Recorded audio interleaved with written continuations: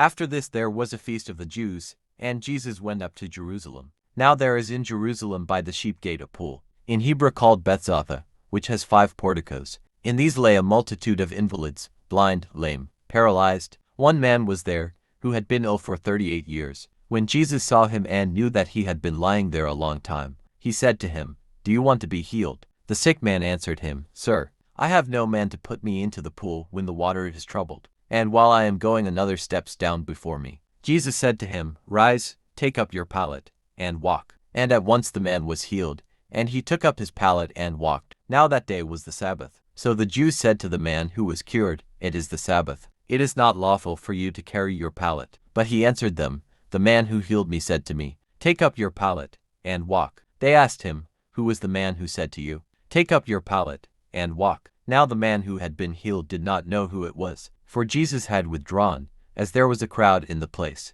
Afterward, Jesus found him in the temple, and said to him, "See, you are well. Sin no more, that nothing worse befall you." The man went away and told the Jews that it was Jesus who had healed him, and this was why the Jews persecuted Jesus, because he did this on the Sabbath.